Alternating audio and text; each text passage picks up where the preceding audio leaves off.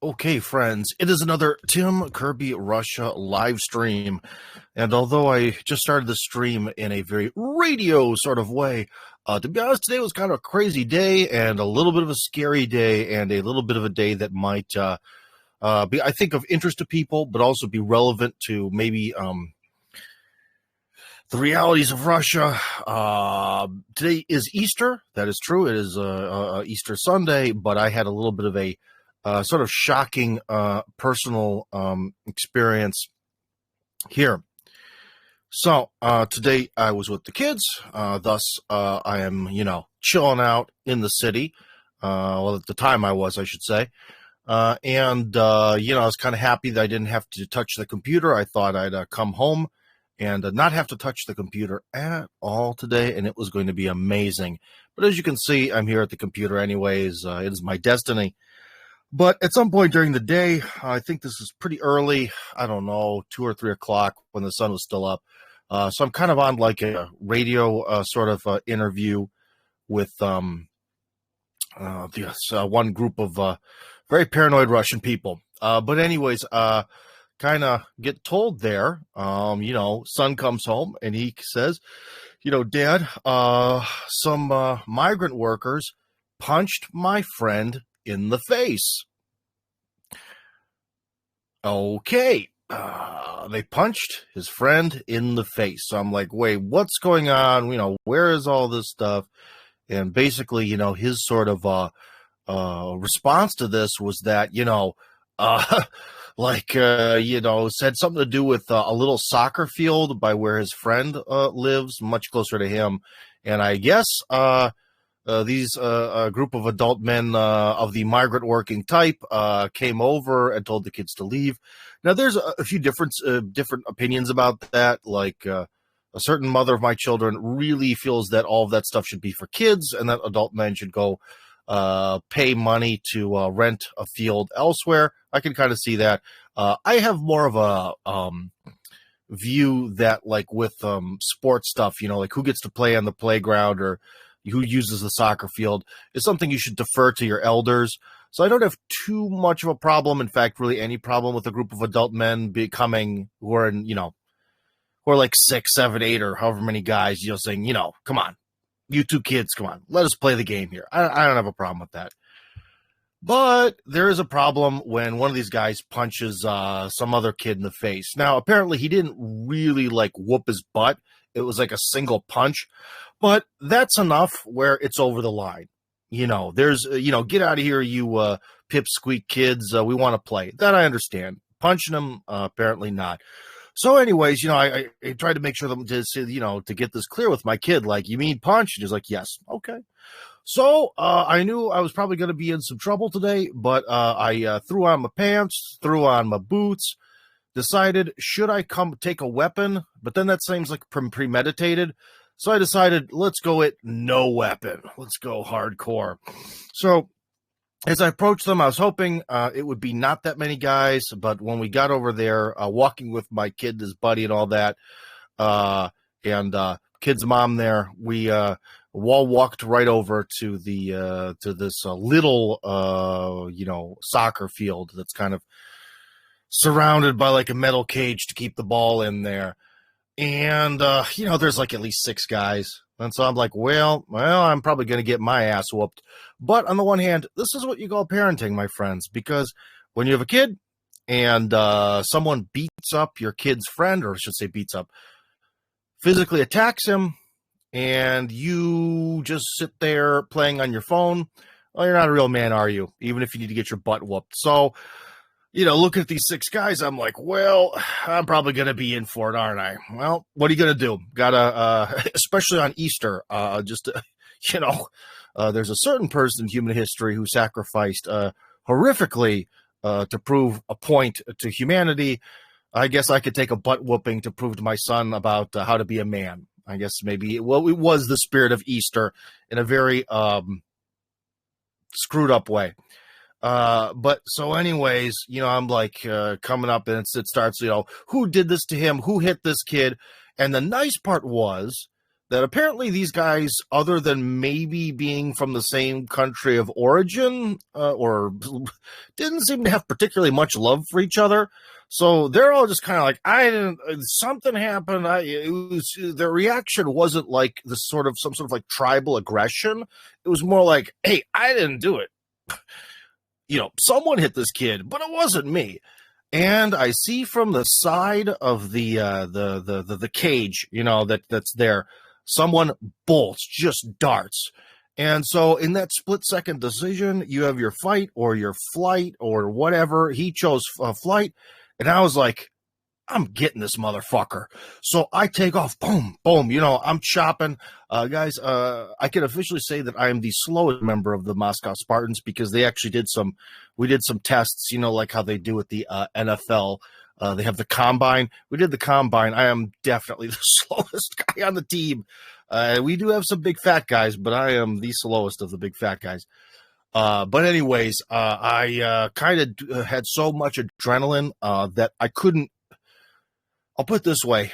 Normally when I run, I try to keep my knees and legs a little bit more parallel to my body so that way I won't hurt myself. I don't even know how I was running. I turned on absolute maximum speed. I was in a blind rage. Just like, I'm going to get you, you mother effer. This guy, he looked to be, although I didn't have my glasses on, he did look to be about 20. But the thing was, after about 100, 200 meters, he was starting to gain ground on me. And then you have this realization in your mind of like, okay, what if this guy tires out or turns around and fights me? I'm just about gassed. I don't have great running stamina. And I'm actually starting to feel that kind of feeling of being a little bit gassed. And I'm like, okay, if I fight this guy, because the one thing about that people don't understand is if you're in a physical fight, if you watch the MMA, look at how much fatigue plays into it. And then the first 3-minute round of one of these fights, you can see that a lot of guys they're just dead after the 3 minutes, So combat is extremely draining. And I was kind of thinking, well, you know what? I'm just going to have to let this one go. While I was there, though, near the end, some teenagers who were clearly Russian teenagers came by, and the one teenager was pretty tall. So I was said something like, hey, stop that guy. He's a criminal. Obviously, I don't have time to think about this stuff. It was just, he's a criminal. And the one kid just kind of looks at him. And so, the guy runs away. I kind of give up at the 200-meter mark. The kid goes, well, what did he do? And I was like, you fat pussy motherfucker. You fat, the other F word that I really shouldn't say. It'll be bad for my media career. Those kind of words, because he really could have done something to stop him, but he didn't do anything. And this kid looked to be 15, 16, at that age where he could have done something. But urbanite, Moscovite, what do you expect? The toughest people in Russia that are the legendary, tough Russian. He's not from Moscow. Okay. Maybe he's from Chekhov. Just down the street, there is it's not really down the street. Down the street, after a couple turns and driving for about 10 minutes, there's a boxing academy here that's produced 2 WBF world champions in their weight class. So Chekhov at least produces a few tough guys. But anyways, so I chewed out that teenager because I was kind of mad at myself, but I was also mad at him for doing nothing. If he just could have maybe tripped the guy or threw something at him or distracted him, I was at that distance where if he would have just kind of stumbled or something, I could have overtook him. But nope, didn't happen. So my bloodlust was not avenged. But so then anyways, I jog back. Because got to go back there. Don't know what's happening. Again, the other guys are just like, look, we can play with the. The funny part is the other guys were just kind of like, okay, let's all just play together, which is mental. These people are in their 20s and 30s. So then after that guy ran away, everyone, including children of various different races and ethnic groups, and some other local Russian adult guys, all just started playing soccer together like nothing happened. So during that process, I went to the nearest at that location in Moscow. There's actually a police station, a little police station, baby police station. that's really close to it. So I was like, this is very opportune. And I remember, I actually didn't have my phone with me. I was so angry. I had nothing but the keys to the apartment. And that's because I wear them, all my keys to the apartment, to my house, to the rental apartment. I have them all with me at all times because I'm a psychopath. And I like to have all of that with me. And they're always chained to me. So they're sort of in the pair of pants that I put on, long pants. So anyways, we go up there, and apparently they don't work on weekends, which is bullshit, isn't it, guys? So in the long run, mother of my children and the mom of the kid who got hit, they kind of coalesced and had like a conversation, and they called the police, and some of the police did show up promptly from somewhere else, unknown. And so they're going to file like a case about all this. I didn't want to show up to that meeting because with the police, I always, and this is one thing you should know as foreigners, I always create a bit of, doubt, suspicion. I'll have to go through the same kind. Also, the thing that if there is such a thing as social anxiety, after you've had to answer the same like 3 to 5 questions about being a foreigner 10,000 times. On some level, guys, I'm willing to do sort of almost anything to avoid a question that revolves around me talking about, like, why did I come to Russia? Why haven't I gone back to America? Because it's a million times better than Russia, and all those other stupid, typical questions and comments that I get from the same people over and over again. I'm willing to do anything to dodge that. So the first thing was I didn't want to talk to this guy about any of those issues, and then number 2 was, well, the police, you have to kind of tell them the truth. And the truth was, I really wanted to whoop that guy's ass. I was going for blood. I was going to break teeth, pull that, just rip in my fantasies. I wanted to go in and get a good pull the arm the wrong direction way too far. Get one of those in there. Your, I guess, arm bar might be the proper terminology. That's what I was going for. But I'm not going to tell the police that. So I didn't want to, make a bad reputation for myself with the police there. So I didn't show up to that particular meeting. They said that the local sheriff now is going to do something about this, and he's going to talk to like the migrant workers, and they're going to try to figure out who this guy is or if he has some sort of bad past. So they said they'd do something, but I have a strong feeling that they're probably not going to do anything. But that was pretty crazy. Now, why am I sharing this with you? Well, there's a few reasons. The number 1 reason is because I have a kind of bad memory, guys. That's a very important reason why, and why I'm very glad that I wrote a book about sort of why I came to Russia. Because even sometimes when I read it now, I'm really glad that when I wrote that like 8 years ago or more, 10 years ago or whatever, like that all those things are sort of enshrined in this document, so that way I don't forget them, because my memory is kind of fuzzy, including from details of my own life. So I kind of wanted to record this so in the future, if it comes up, and obviously the like penalty for a street fight where no one gets like seriously hurt or like becomes disabled, it's kind of just like paying a fine. So that's why I'm also willing to say that I wanted to kick that guy's butt, in a recording, because even if I get busted for it, I'm willing to pay the $15 or whatever it is to get out of it. But I don't think that that's going to happen, because no matter what certain people will tell you, generally when there's some sort of street conflict in Russia, the police just usually let the people work it out amongst themselves.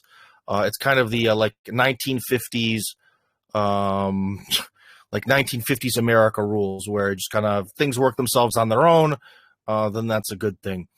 So, so I wasn't really, not really super worried about any particular consequences from me making this video, but it again shows some of the realities. Now, have I ever heard of, so this is important context, right? Have I ever heard of a migrant worker attacking a child anywhere around this place that my kids live? No. Not once. So this was something I think is very freak, and they're a freak accident. I mean, and like even the other, like I said, the reaction of the other guys was kind of like something between, "Hey, it ain't me, man," and kind of like, "Well, he kind of deserves it." you know.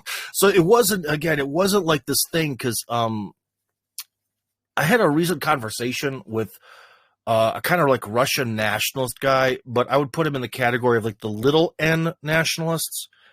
And I don't want to bash on this guy because I think, well, I'll put it this way. He's going to publish an interview with me where I got really, really angry at him. And we'll see how he, we'll see if he does what he says. And I should say I was more angry at his value system, I should say. Not so much him. I think he spiritually is maybe on the right side, but boy, his outlook on life, oh man, it is quite the contagion. that's his outlook on life. But anyways, I could even sort of like channel, like, you know, after that conversation, it really got me started thinking about like a lot of these things and how they get, like, you know, blown out of proportion. But so when I'm talking about this, the first thing I want to say is just how I have never, ever even heard of anything like this happening anywhere around like where I live. And, you know, the kids know a lot of kids and they all go to school. And yeah, there's some school fights and stuff. Obviously, you know, that's kind of part of school, but they tend to be, you know, fights that don't, you know, it's not an adult beating someone who's not even a teenager. You know, it's not like at that level. It's not. So I don't know. And one guy did get murdered in the park a few years ago. So there was the one murder. So overall, where the kids are in Moscow is actually a very safe environment. This, I think, was just one fluke thing. So I'm explaining this badly, but here's one thing. When you talk about something that really touches certain triggers, that really has this particular sort of look about it, it tends... I'm not saying this right. Okay, people are going to notice one really bad event that kind of suits their world outlook, surrounded by 10,000 normal or potentially good events. And so when you're watching this video, I'm not trying to make it seem like, oh my God, these migrant workers come here just to be honest, if you kind of look at the behavior of most of these guys and over all the years that I've been around them, it actually sort of proves the opposite. That overall, I think most of these guys are just desperate and they just need something to do to make money. And that's it. And that overall, I've had mostly pretty much only positive interactions with them until this moment. So I kind of wanted to put this also into a little bit of that context so that way people don't use it as some sort of like racism food, because it's like, yeah, I can't not mention like who's the guy who hit this kid, migrant worker. Okay, that's a fact. That's the kind of person. That's the reality of things. It's not like I'm profiling or if it's like the key issue. Trust me, I've seen some very vile people from all sort of sides of walks of life. But anyways, it's one of these things where I can see as someone who works in the media that telling the story, it really flips certain triggers, especially among Russians. It's going to be we have to cut off all contact with Central Asia. We have to, no. I don't know. Maybe we could do a better job of assimilating Central Asia. I don't know. But you see what I mean? So it was a really, it's one of these stories where I'm kind of, on the one hand, I'm a little bit afraid that I did share this with you guys because I think this story can be twisted and abused, not so much against me, but for this whole like culture of fear that these little N nationalists put together. Because one of the most, I would say, detrimental things that a lot of these nationalists do is they'll just be like, look, they're coming to take you over. Look, the government hates you. Look, you're the enemy. Look at all the bad stuff that's happening. You're being replaced in Europe. It's always all this negative, and there's no voice of hope. There's no strategy. It's just to kind of beat you down. And I really would ask anyone who's some sort of nationalist or calls himself a nationalist, don't use this video. Don't use this video for your masochistic glee of being replaced in Europe or wherever the hell you are. Don't do that. That's not what I'm all about. But anyways, guys, that was my incredible Easter. You know, there might even be some comments here. There are none. Okay, well, that's pretty good. So that was just, was my crazy Easter. Remember, if you guys have something to say about this madness, you can write a comment, and basically, no matter where it appears on the site, go down the bottom. It should appear in the overall chat thing. So if you're on Tim Kirby Hardcore and you comment anywhere, I'll see it at some point. If you want to raise your hand and have a chit chat with me, we can have a chit chat, or I'll bail pretty soon, because I just kind of wanted to, again, share this story for the sake of history, for the sake of the realities of things, and also because it's very important, as after having this conversation with this guy, self-described nationalist kind of guy, he also really painted the picture that, like, Russia secretly, unbeknownst to you foreign people, does like everything the same way they do in the West. It's just you don't know about it.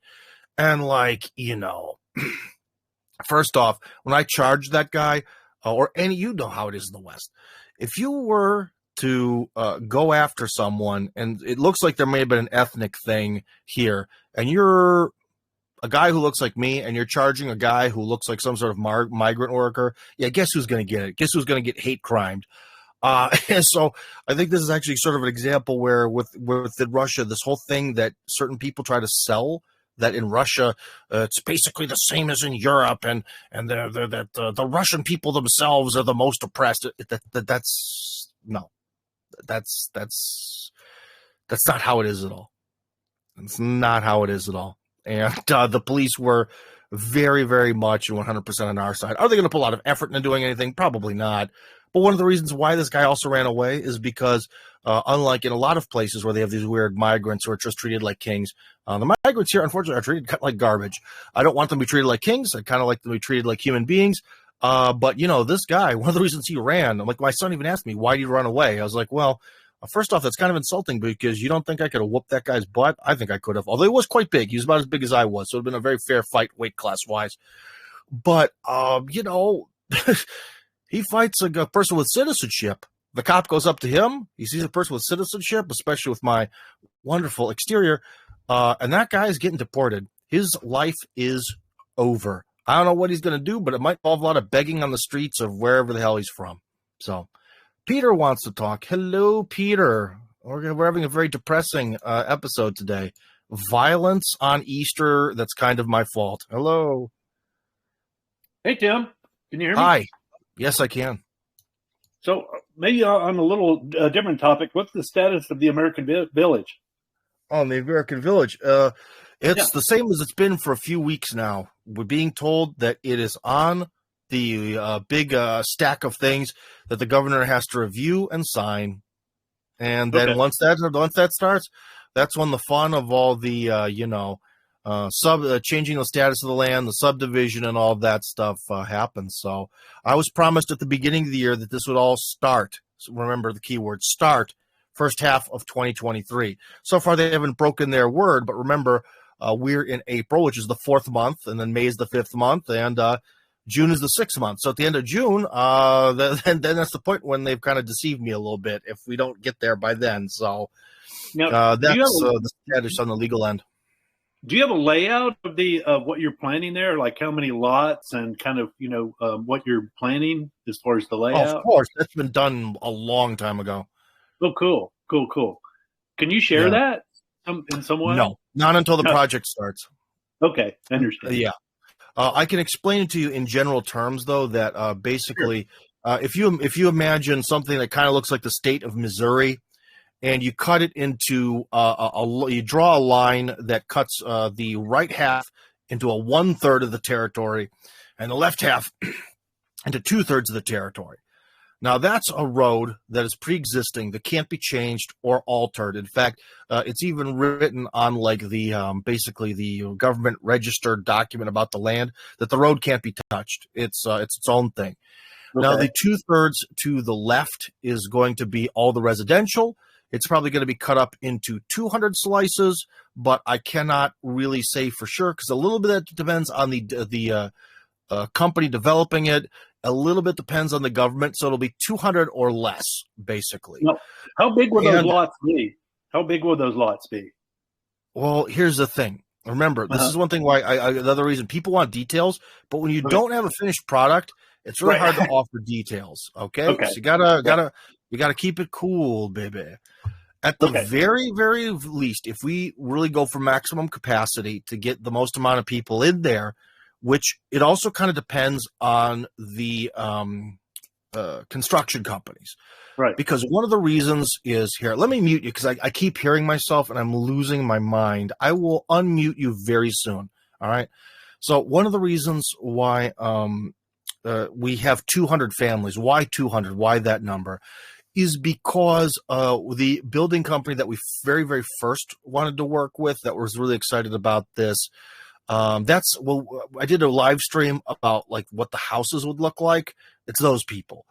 However, they have since actually been sold to a different construction company, and that new construction company is so big and so massive and so huge that they're not really super interested in this thing. That's fine. There's a million building companies. It doesn't matter.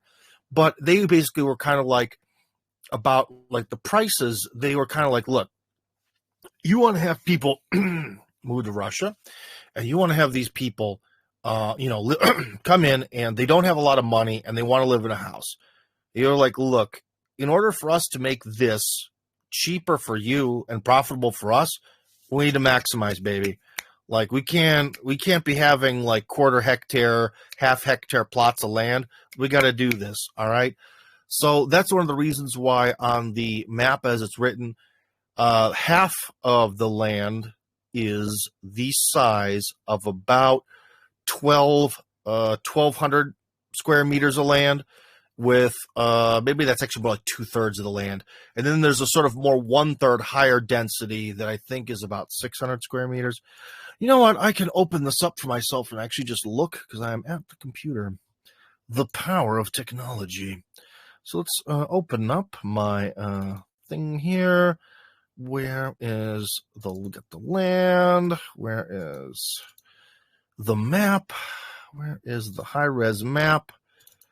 Let's see. What did they plot us out at? Let's see. So hold on. This is one. Yeah. So about half the land, a little more. Yeah, more than half is 1/8 hectare plots. And then the top part is 16th hectare plots. And let me go in and open the calculator. So a hectare is 10,000 square meters divided by 8 is about 1,200. So my members is 1,250 square meters. And then the little ones would be 625 square meters.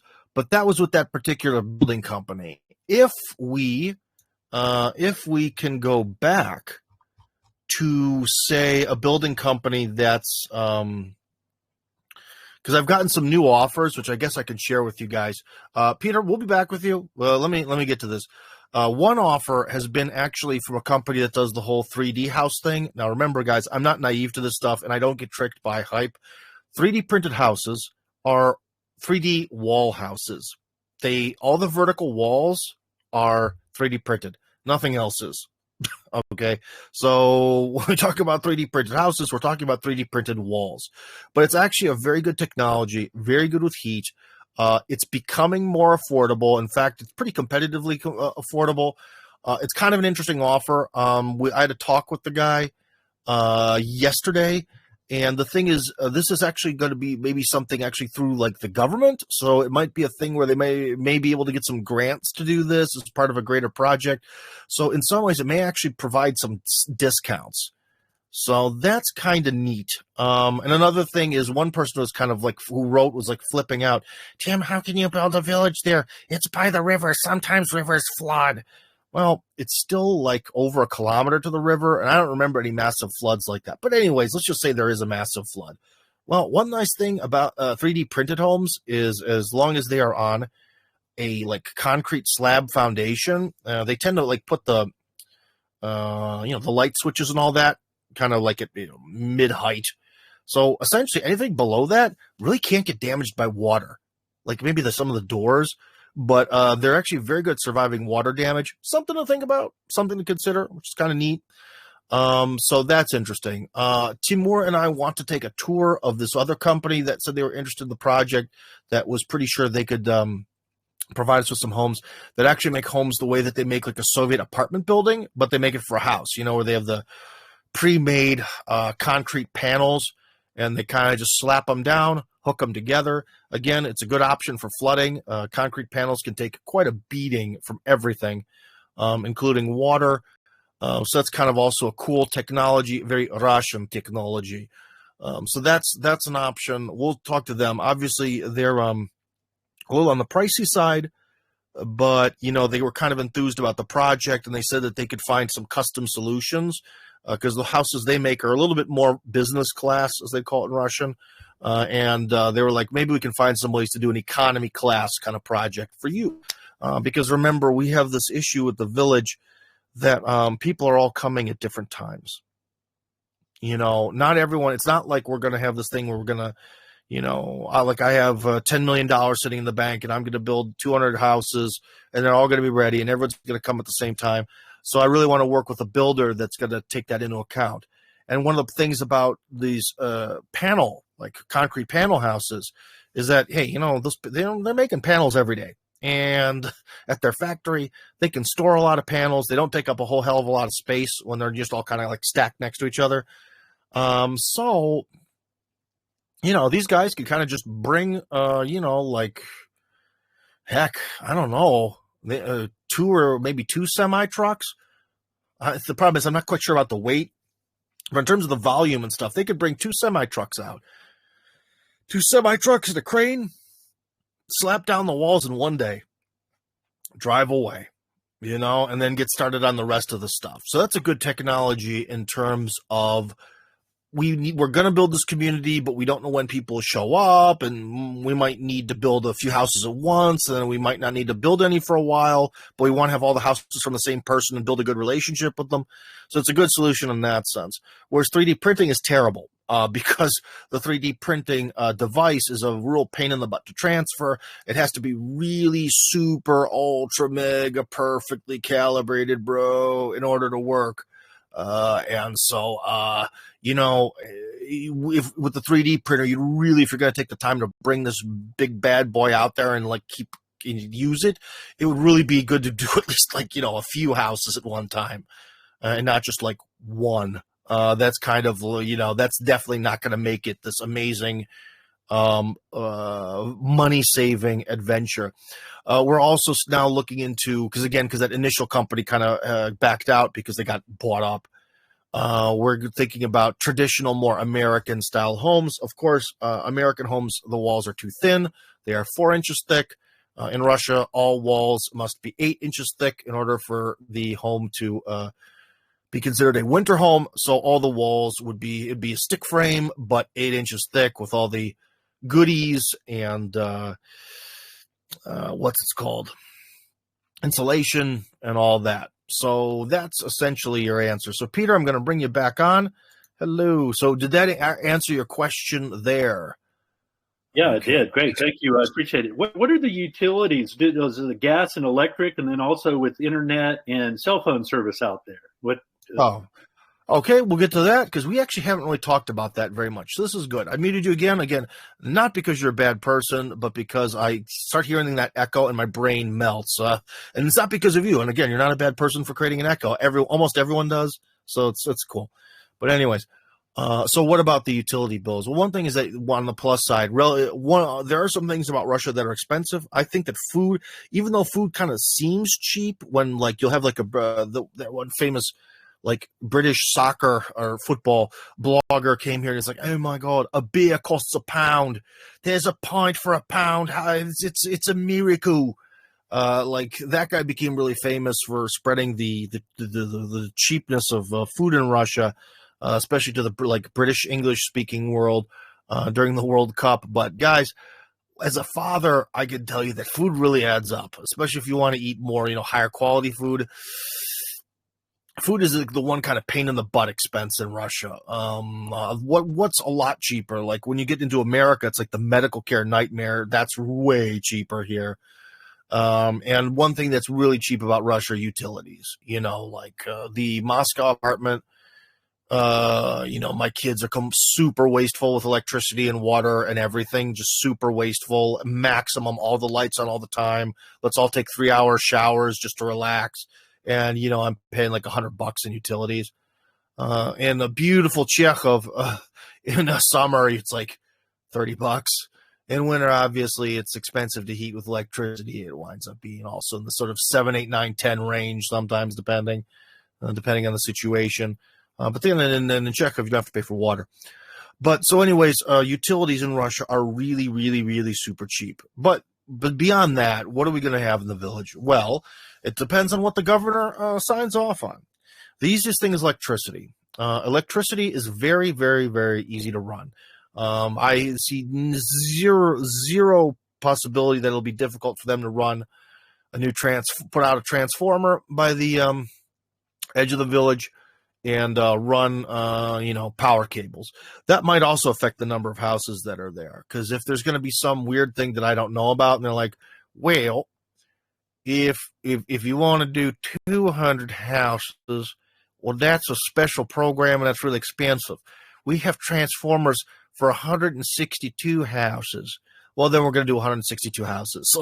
I'm not going to jeopardize the project or take on any personal loans. Sorry, guys.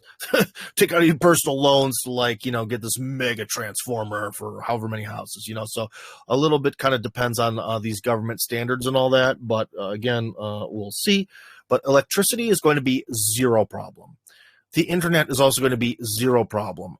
Within Russia, always with the stuff related to the internet, it's always cheap and easy peasy. The pain in the butt starts when you get to your water and gas.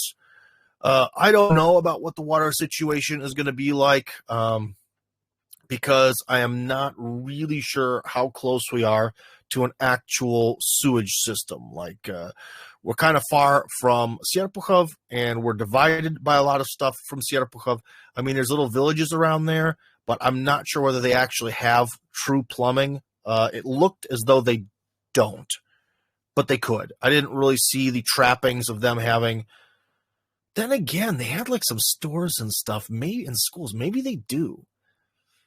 I don't know, but I'm not quite sure what the whole sewage thing is going to be like. But that ultimately doesn't matter because it is not a huge problem. It's the 21st century, and there are so many different types of septic tanks and leach systems and all this other stuff where I wouldn't really be particularly worried about it. And again, for the reasons you're coming to Russia that everyone tells me it's about freedom and all this other stuff and the wonderful opportunities of Russia. I used to shit in a bucket for 2 years. You can shit in an outhouse for a while till things get set up. It's fine. It'll be okay. And the one thing that also it tends to be kind of expensive is the paradox where the gas company is sort of the government says that every family in Russia should have access to gas. We have all these wonderful resources, blah, blah, blah, blah, blah. But then, on the other hand, they're going to be like, well, what's the status of your land? And the status of the land is basically going to be turned into dacha land. And they're going to be like, well, dachas don't really count. They don't. You'll have to pay for that. So there's a very good chance that without a lot of hype, which I'm pretty good at doing, we might need some hype to be able to get them to actually connect gas. We'll see. But really, in all honesty, to live in Russia, gas is nice. I'll put it this way, it's nice. But really, to live in Russia, the only thing you need is stable electricity, and electricity almost everywhere is stable. Well, in Chekhov, not entirely, because Chekhov has the tallest trees in the universe, and they all love to commit suicide. Something about the trees of Chekhov, they love about once every couple of weeks. One of them just loves to just fall over dead and destroy a power line. So we do lose power here fairly often, but never for very long, because thankfully the powers that be in Chekhov understand that, how to correct that problem quickly. The trees by the village are much shorter, thankfully, than Chekhov trees. They don't have the true power of Chekhov. So hopefully that doesn't happen as much, but as long as you've got electricity, what a lot of people do is they run a gas, what would that be called in English? I want to say gas tank, but that sounds small. Like there's two types. There's a big and a mini. And it's basically like a really, really large gas container, like as big as a car is the big one, and it goes like under your house. And essentially, you could have a truck that's full of natural gas or whatever come up, and you fill that thing up, and supposedly one charge is enough for your entire winter. Okay. And basically, what the big tank does is via electricity. That's what makes it actually burn the gas slowly to create heat, which heats up pipes, and then the pipes send water to radiators, and that's what heats a lot of people's houses who live around Chekhov. Unfortunately, I am a man of luxurious means, so I do not have that, but a lot of people do that because then you're sort of reliant on your own gas. That one generally has to be buried under your house, so essentially you kind of have to do it while you're building the houses. So this is something we'll have to decide before we really break ground. Will there ever be the opportunity to actually really have natural gas? And that's one thing that's kind of held me back from having natural gas is all the people around me who actually live here full time, they already have that. So they don't want to get hooked up to the gas line. They don't want to pay, to have the hookups. They're like, no, we're not going to do it. So I will be forever without gas in Chekhov unless I get a mini, because now the mini, which is not the size of a car, but like the size of a Harley Davidson, but three-dimensional, like a three-dimensional tube that you could drive we couldn't drive it in because you'd get cut off at the waist, but that you could push a Harley Davidson motorcycle into, that you sit outside of your house. That's the mini. The minis are designed to go outside of a house, and they get filled up with apparently 2.5-ish months worth of gas for the winter, and it works by the same principle. But of course, it needs electricity. But the amount of electricity apparently these things use is insanely small. Like it's like less than a refrigerator. So worst comes to worst, if there was a major power outage, you could use any electric generator. An electric generator makes way more power than this thing would need to operate. So that's cool. So that's something that a lot of people do, and it might be something we might have to do in the village. Another thing about the mini is, you have to refill it once every 2.5 months, whereas the big one, it's just one time per year basically. Okay, but if you think about it mathematically, you're like, okay, well, the big one costs way more money. You have to do it before you build. It has to be done absolutely perfectly. And if you also kind of think about it, with the big one, it's kind of, if something goes really wrong with that thing, it's kind of like having a bomb under your house. I'm just saying. Whereas with the mini, because the mini is above ground and it's actually physically separated from the house by a little bit of space, if a disaster happens, well, first off, it's a lot harder for a disaster to happen because there's no dirt. Like if there was a gas leak, I mean, that's bad, but the gas, just escapes into the open air. Whereas with the big that goes under the house, the big boy, a lot of times that gas can actually get trapped within like the dirt and maybe mud or the concrete. And so you can actually build up that pocket of explosive gas. Just something to think about. Just something to think about. So in some ways, the mini, although it requires more effort, it's not that much more effort, and it is definitely very safe because of its very nature. Because if it did get, say, punctured, you lose all your gas, but you're not going to die because the wind will just take it away. So there you go. Anyways, Peter, did you have any more questions today? Does anyone else have any more questions? Oh, there might be some in the chat. I have another quick question. What's the price range of the houses? Have you determined that? Oh, the price range. Oh, okay. Yeah. Well, the thing is, we don't know because we haven't been able to really get a confirm. Because first off, the project hasn't started. Because you can't really get started with this till you actually start. And also because of the war, things have gotten more expensive. So before, when we talked to this first company, we were thinking in the sort of 3 to 4 million ruble mark, but I don't know because we have to talk to these guys and see. The ones who want to do the panel buildings, they want to create a custom project for us that'll be specifically like economy class designed. Their standard houses, which are more luxurious and business class, cost about 6 million rubles, 5.5, 6. So I'm thinking with if we strip down a lot of the BS, like no HVAC. HVAC can eat my it can eat a pile of poopies. No HVAC. Get that out of there. That's something that can die in Texas. I don't want that.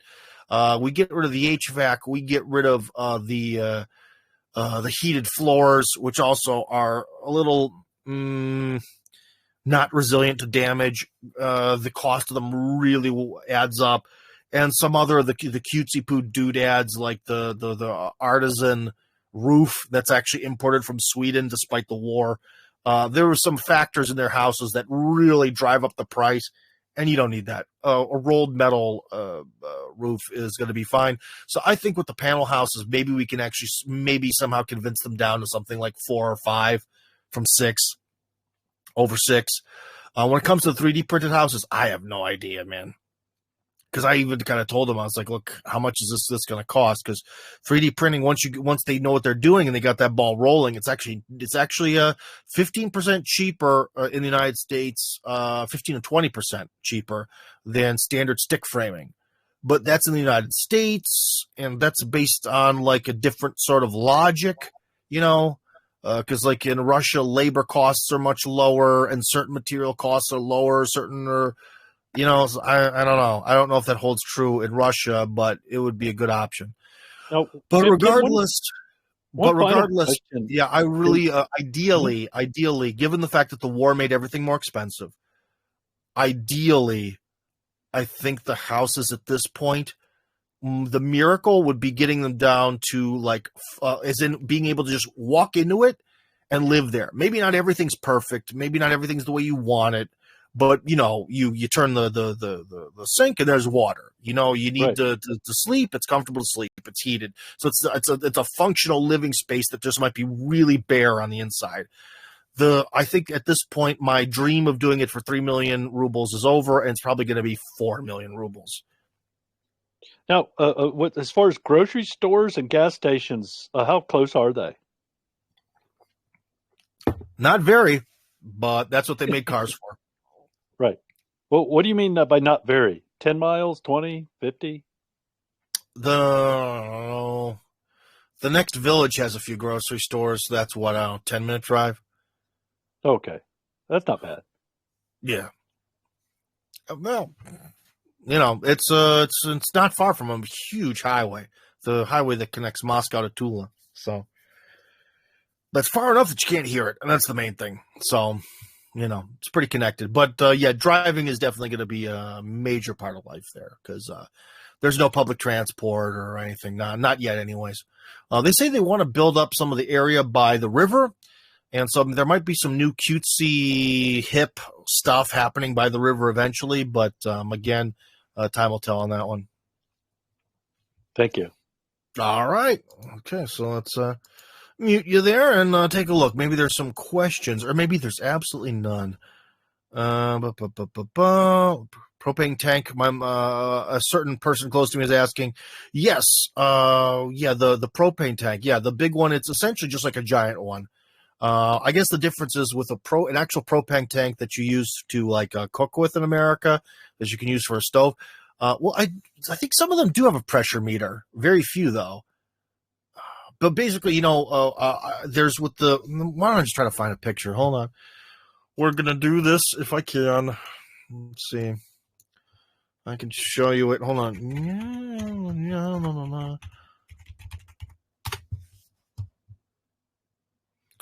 No. Let's see.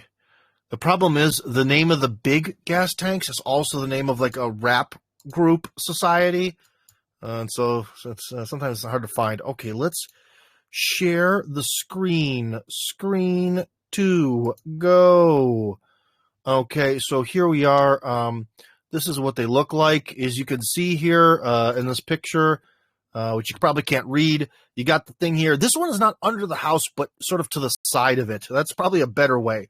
The ones in Chekhov are almost always under the house. So, but anyways, so it shows how they have like the truck comes here, and the truck fills it up, and then it goes to a boiler. It says, and they even show that you need to, just in case, have a generator, of course, just in case. And you can have a gas stove and a gas fireplace, it says. And then it goes to the water heater. That's a gas water heater that makes the water that goes to the radiators that are around your home. But I much like this one off to the side. I don't know. What are people in I think the problem with a lot of people in Chekhov is maybe that the plots of land are smaller. But anyways, let's see. Is there anything more? Oh, no! That's not what I wanted. Well, this is kind of neat looking. You can see me and the image. Wow, that's kind of cool. But anyways, oh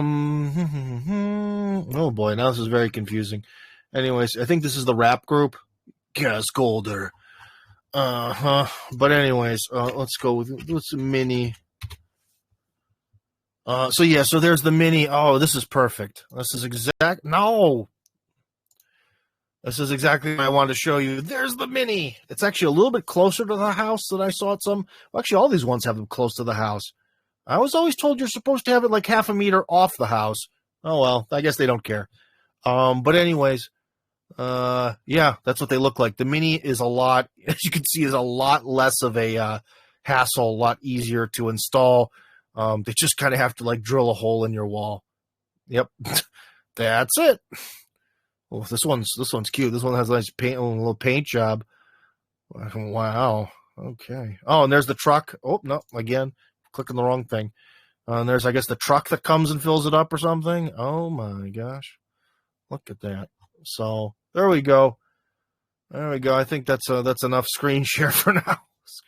Screen share. Stop. So now we'll go back to me. But yeah. So trying to think here. Yeah. Do you have any other questions? Maybe about the village there or something? Because if you do, I'm gonna ask. You just sold me on the mini tank. Oh yeah. Well, the thing is, guys, no matter. Well, if I do, when the village starts, remember, it should start. They promised. They have all the paperwork going. I really believe in this project. But I have to say, because there could be a God watching. In fact, there is a God watching all of us. So I have to unfortunately use the word could or should. The village should start. But if worse comes to worse, and the last 2 years of my life have been completely wasted, in Chekhov, I want to get the mini gas.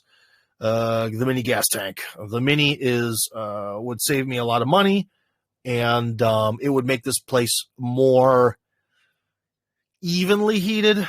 When you have these sort of electric heaters, you kind of have like that part of the room is hot, and then this part of the room not as much, even though the idea is that the air is supposed to move on its own. It kind of doesn't.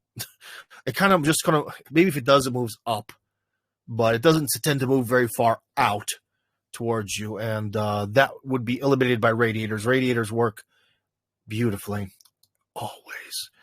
Are there any ponds, streams on the land there? No,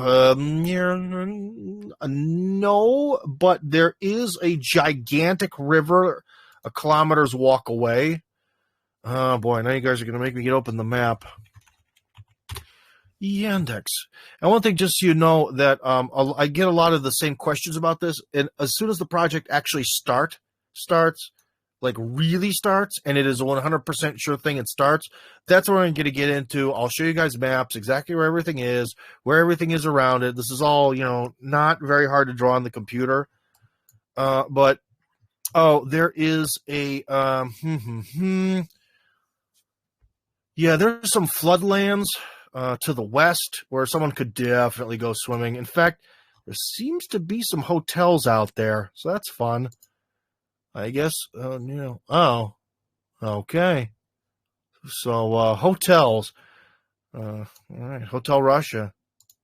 What is this place? Oh, okay. So, yeah, I guess if you want to visit the village, there are some hotel options around there.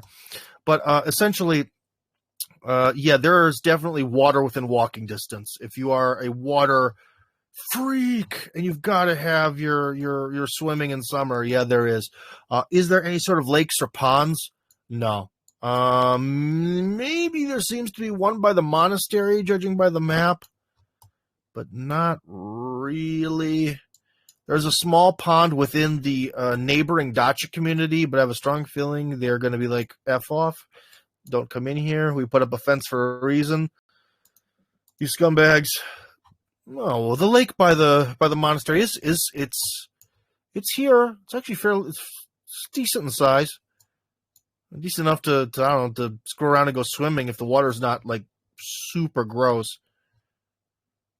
So interesting.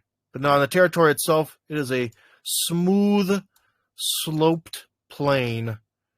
Yes. Okay. So anyway, so no, on the territory, no, but boy, is it a short walk. How clean is the river? I have no idea. It's the Aka River.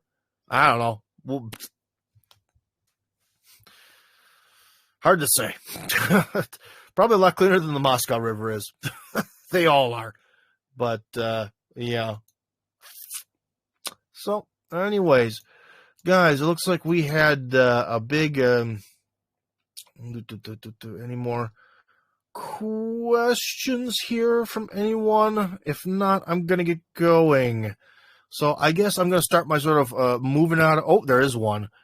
Goran or Garan. I've been to Russia several times. I've never seen Central Asian migrant workers behave violently or untoward Russians. Yeah, till now, this sort of mythical. All of them created. They come here to do nothing but crimes and disrespect the locals. Blah, blah, blah. You know, taken. It's really like, it's like the thing about how, like, if you're on an airplane, like a big airplane, there's 200 seats. But if one person acts like a jerk, they ruin the flight for everyone. I think that it's this factor. But everyone remembers that one jerk who ruined everything, and he becomes, blows out of proportion. Anyways, Goran continues, or Garan. Garan or Goran. In fact, I've seen a Russian drag one of these guys to a police station, presumably.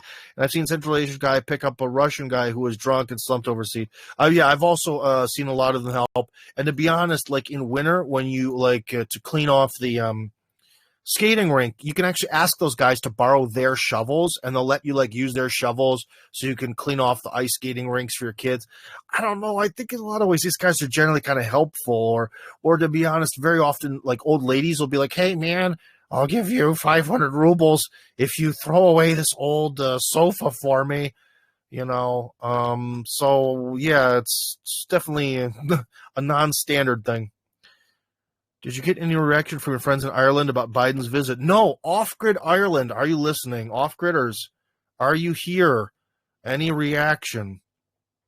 Am I still looking for football players? American football players? Always. The Spartans are always looking for new talent, young and old. So, yeah, if you're looking for American football players, Irina, why don't you write me a private message? Why don't I write you a private message? I'll add you to my contacts. Hello. And I'll say, yes, I am looking for American football players.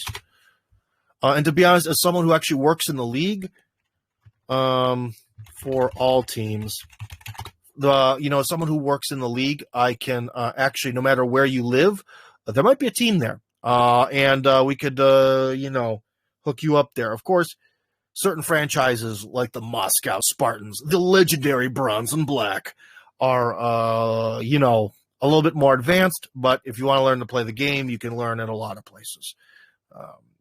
So that question warmed my heart. Thank you very much, Irina. Very nice to meet you there. So, anyways, it looks like I'm going to be closing things down. Today, judging by everyone's icons, I'm seeing some younger faces here. Maybe we're attracting a new audience. On Telegram, we're up to 8,700 people, which is pretty good. But guys, the Telegram algorithm has been a little bit brutal here. We gain people because I release a video or write something somewhere or something, and then 20 or 30 disappear. And then we gain, and 40 disappear.